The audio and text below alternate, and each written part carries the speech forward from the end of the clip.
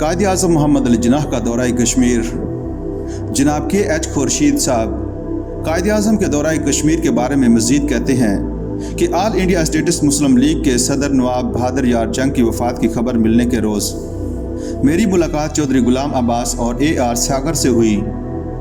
उन्हें भी नवाब साहब की वफ़ात का इल्म नहीं था, बल्कि वो तो जम्मू के लिए पाबाए रिकाब थे।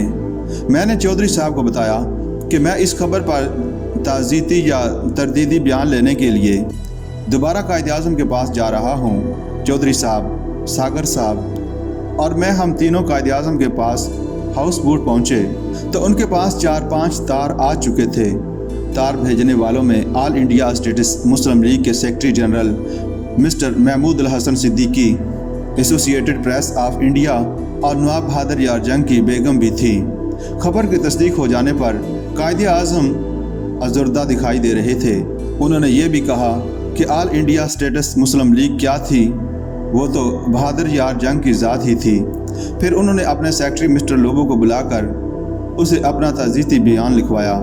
इनका सेक्रेटरी बयान टाइप करने अंदर गया तो वो हिस्ब मामूल मुख्तलिफ मौज़ूआत पर तबसरा फरमाने लगे। उन्होंने चौधरी गुलाम अब्बास को मशवरा दिया कि वो कश्मीरी ज़बान सीखें। चौधरी साहब जम्मू के मुकीम थे।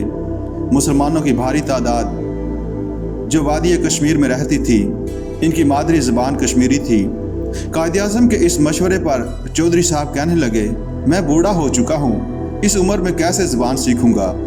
चौधरी साहब की उम्र इस वक्त 40 बरस थी। जवाब में कायद आज़म ने अपनी मिसाल दी जब वो तकरीबन 56 बरस की उम्र में एक ज़मनी इंतखाब के सिलसिले में बंगाल गए, जहाँ सर अजीज़ उल हक उम्मीदवार थे। कायद आज़म फरमा रहे थे, जब मैं वहाँ पहुँचा तो मुझे वहाँ के लीडरों ने मशवरा दिया कि आप तो अंग्रेज़ी में तकरीर करेंगे और जहाँ के लोग इसका एक लफ्ज़ भी नहीं समझ सकते, लिहाजा आप उर्दू में तकरीर करें। मैंने उसी वक्त अपनी टूटी फूटी उर्दू में तकरीर करके अपना माफिल ज़मीर बयान कर दिया। वो दिन और आज का दिन मैंने उर्दू बेहतर ही की है। आप तो नौजवान हैं, आपको कश्मीरी ज़बान ज़रूर सीखनी चाहिए। आप हाई कोर्ट में प्रैक्टिस करते हैं जो 6 माह जम्मू में और 6 माह कश्मीर में बैठती है। आप तो आसानी से कश्मीरी सीख सकते हैं। चौधरी साहब चले गए और मैं बयान की टाइप शुदा कापी लेने के लिए रुका रहा। इस मौके पर कायद आज़म ने मेरी फैमिली और इसके माली हालात दरियाफ्त करने के बाद फरमाया, आप मेरे साथ ही बम्बई क्यों नहीं चले जाते। मैंने अर्ज़ किया, मैं सोचूंगा। इरशाद हुआ, आप सोचें और जितनी देर मैं श्रीनगर में हूँ आप आर्जी तौर पर आ जाया करें। जंग अजीम की वजह से कंबलों की बड़ी मांग थी। मेरे एक दोस्त ने मुझे यूं ही मशवरा दिया था कि हम भी मिलकर कंबलों का कारोबार करते हैं। ये बात जहन में रखते हुए अगले रोज़ मैंने कायद आज़म से अर्ज़ किया, मैं कंबलों के कारोबार के मुताल्लिक़ भी सोच रहा हूँ। वो बहुत खुश हुए।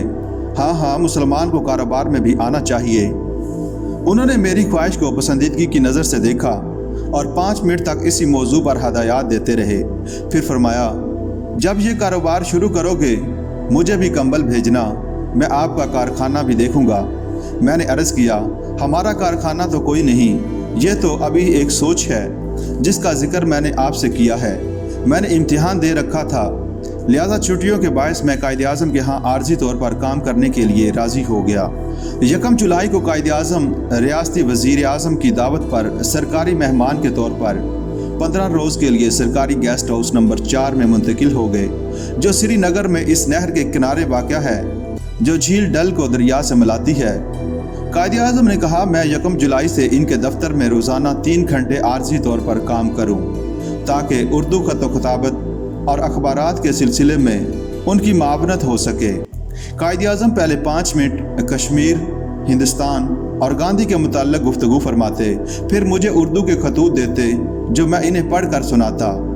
बाज़ खतूत का अंग्रेज़ी में तर्जमा करने को कहते, मैं वो ख़त तर्जमा करके इनके सेक्रेटरी को दे देता। सबसे पहले ख़त जो मैंने उर्दू से अंग्रेज़ी में तर्जमा किया वो गांधी का था। इस ज़माने में जंग की वजह से पेट्रोल की राशिंग थी। मैं परमिट बनवाने भी जाता या फिर बाहर के वो काम अंजाम देता जो उनके मुलाजम अदम वाकफियत की बिना पर नहीं कर सकते थे।